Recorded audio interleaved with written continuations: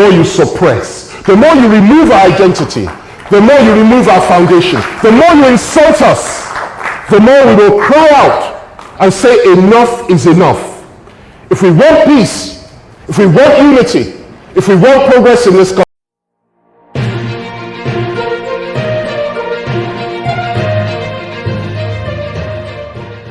you're welcome to the channel, and thank you for subscribing. If you haven't subscribed, please go ahead and subscribe, and also hit on the notification bell. It's really very important.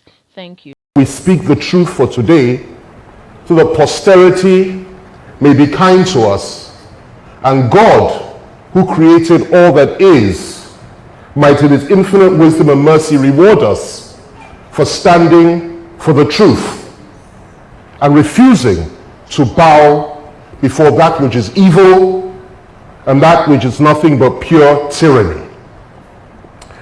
We came here today to discuss unity, faith, peace, and progress. And of course, there is a glaring example of that in the efforts of the Haskell Association and Foundation and the celebrant, who has manifested that in his life and in his career.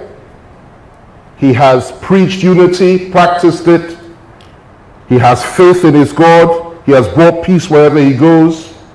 He has brought progress, even when, as he flew over parts of his state a number of years ago, he was being shot at by Boko Haram terrorists, and he was almost killed. He didn't stop. He continued with the good work he's been doing. Even though, such a brave man, even though not too long ago, in the space of a few days, 19 of his family members were killed by Boko Haram. He didn't fold his arms and say, what greater a price do we have to pay, or do I have to pay before I will be recognized and acknowledged in this country and in this state? He continued even though his people were being killed. His blood relatives, 19. And yet he continued. That is the sort of example that so many of us need to learn from and follow. And that is the epitome of the true Nigerian as far as I'm concerned. If we all imbued that spirit, we would have gone a lot further than we have today. But sadly, we have not. But I commend you. And I say it from the bottom of my heart. But let's look at our country though. Sadly, I have to align my views with that of Obadiah, who spoke earlier and said, ask the question, what unity? What faith? What peace? What progress? What on earth are we talking about? You talk about peace and progress and unity when the things that are going on in this country today are going on and we act as if they're not? You talk about it. You dream about it. You want it. We all crave for it, we pray for it. But look at what is happening. We act as if we have been mesmerized or that we're under some kind of spell. And it's not just about today. It is about over the last 60 years. 60 years of injustice, of wickedness, of tyranny, and of slaughter. That, ladies and gentlemen, is the history of our country. And it matters not to me if you want to hear it or if you like me or not. Because truth is what matters, no matter the consequences. Why do I say this? Why do I say this? Well, I won't go too much into history because there's not enough time. Most of us here are conversant with our very ugly past. But a situation whereby 3 million people, not 2, 3, and 1 million of them were children, civilians, were slaughtered in a civil war with no apology, with no reparations. We act as if it never happened, and we refuse to acknowledge it. That in itself is unacceptable in any civilized society. Regardless of the reasons, there can be no reason. There can be no justification for the barbarity that these people were subjected to. I'm talking about the people of the East. I'm not from there.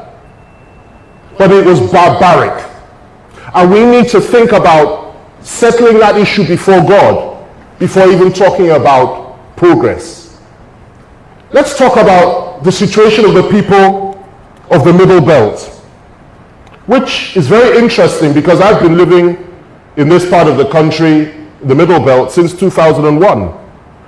And if anybody can be categorized as a Middle Belter, I can be just as much as anybody else, by virtue of the fact that I've been living here for a considerable period of time.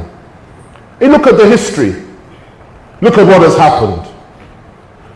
A people whose very essence and history and personality has literally been stripped from them. A people who have been oppressed by a tiny minority, who have been told that you have no history, you have no faith, you have no religion, you must be dominated, you must be controlled, you must be told what to do, you must never be allowed to rule yourselves or determine your own destiny. That is the reality on the ground. And of course, we see the slaughter. I cannot understand it. I cannot, and I will never accept it, even if others do. It is not abnormal where Christmas Day 2016 and Christmas Eve, 800 people, women and children, civilians, were slaughtered in southern Kaduna. I don't understand it. And nobody was arrested for it. Killed by Fulani herdsmen. Nothing happened. The same is replicated in Taraba, in Adamawa, replicated all over the Middle Belt. Now it is encroached into the south. Yet we are even afeared to talk about these things. We dare not talk about it. We act as if it never happened. We push it, sweep it under the carpet. This is abnormal. A situation whereby in the south now, particularly in the southwest, in fact all over the south, all our forests in the southwest have been taken over by these same people, which is why we have to organize our own security, and we have no apology for that, and it's across party lines, and we will continue to do so. Because for us, it's not a question of semantics, it's not a question of what is right or wrong, it's a question of survival. And we shall survive as a people no matter what. You go to the southeast, where thousands of young men and women over the last 4 years have been slaughtered because they say they want to have the right of self-determination and they're calling for a referendum. And they are being slaughtered on a daily basis. Go to the cells of the East, and I've been there, and go and see what they do to them, how they keep them. That's if they don't kill them. You go to the South, similar story. Tyranny, barbarity, wickedness. And of course, if you stand up to it and say this is not acceptable, they come after you. That is the Nigeria of today. And we talk about unity. We talk about unity. Well, if we look at our armed forces, we look at our security agencies, 17 of them in total in this country today. A multi-ethnic, multi-religious, multicultural country, or supposedly so. And every single security agency in this country, apart from the Navy, and I'm talking about operational command, I'm not talking about Chief of Defense Staff, Administrative Command, every single one of them, apart from the Navy, is headed by a northern Muslim. Is that justice? No. Is that justice? Then you have Boko Haram, a barbaric organization that takes pleasure in slaughtering innocent civilians. Cowards. Their leader is a coward, and they are cowards. And all those that stand with them and support them and justify them and try to rationalize their barbaric actions are cowards. I say that today. And yet, we treat them almost with kid gloves, release them en masse, fund them by paying off ransoms, and yet they continue to slaughter. And I'll say something here today, which many people don't like to hear, particularly people in the north. And that is this. The reality is that though not all the time, but the majority of the time, it is Christian communities that are targeted by these people. And I ask myself, why? You talk about unity. Well, you tell me, and this is beyond politics, because when somebody is described as a politician, it's almost become an insult in this country. I'm not a politician. Politicians tend not to speak truth. They tend to be politically correct. And this is not a time for that. I am a man of the future. I am a man of destiny. The truth will see me through, no matter whatever evil eye I may be getting for what I'm saying today. But listen to this. A situation whereby people will go to a state like Plateau State, butcher the people, kill everybody there in a community, burn the place to the ground, then occupy the place, and then change the name of that community to a Fulani name is unacceptable to me as a Nigerian. And this is what we fear. This is what we reject. This is what we resist. And as far as we are concerned, this is a liberation struggle. If you had an Obasanjo in power, a man who I work for, who I love, who is like a father to me, it would have been a little bit different. Because he refused to talk about religion. He refused to talk about tribe. He refused to talk about ethnicity. And if you bring it to his doorstep, he will throw you out. If you had someone like Jonathan or even Yaradua, it wouldn't have mattered. Because we manage each other, we try and accommodate each other, we try and carry each other along. But you have somebody that is totally different, with a different perspective in power today, who believes there's nothing wrong with having 90% of the people working in the villa, and I worked there for many years. We balanced everything. But today, 90% of the people working there are Northern Muslims, and Hausa is the lingua franca. A situation where NNPC, you go there, every single manager, key manager in every sensitive position in NNPC today is a Northern Muslim, including the GMD, and of course including the substantive minister who's the president himself. You go to every single sector. It has become a crime and almost a curse to be one, a Christian, to be two, a southerner, to be three, a middle belter in Nigeria today. And that is why we refuse to accept it as it is.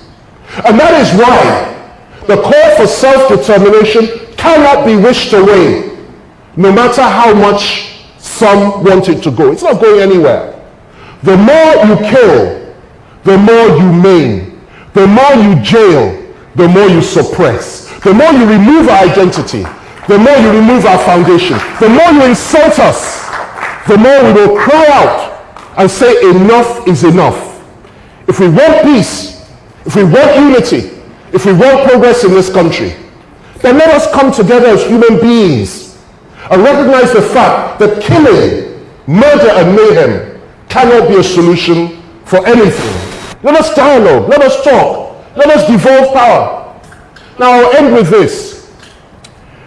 The old men in the South, and when I say that, I say this with the greatest respect to them, the great elders in our society and our community, talk today about restructuring. They talk about devolution. They talk about equity. They say such things with such power, with such eloquence. And that's fair enough, because some of us have been talking about that and saying that for many, many years, and nobody listened. But let me tell you something, and this is the bitter truth. The younger men particularly in the So that's south, the video, guys. are not talking about that Your anymore. thoughts in the comment section. They are now If talking you'd love to receive about the right updates, to please go ahead and subscribe to the self-determination. channel, hit on the notification They're bell, now like and share the talking video. about the right to live in peace. Bye. They're now talking about dignity, honor, and a sense of history, looking at their past. And it's the same all over the country. To the people of the North, particularly those they call the northern minorities, who are not minorities, but are in fact the majority, I say, hold on, be strong, because many of us from the South are praying for you, and we are with you. We are together as one, and you are the hope of keeping this country together. It is because of you that we say we should remain together as a country, but we must join hands, and we must fight it together. Evil always has an expiry date, and this one too shall pass in the name of Jesus. Amen. Thank you very much. Thank you, brother. Thank you, brother. God bless you. Thank you. Thank you. Thanks, sir.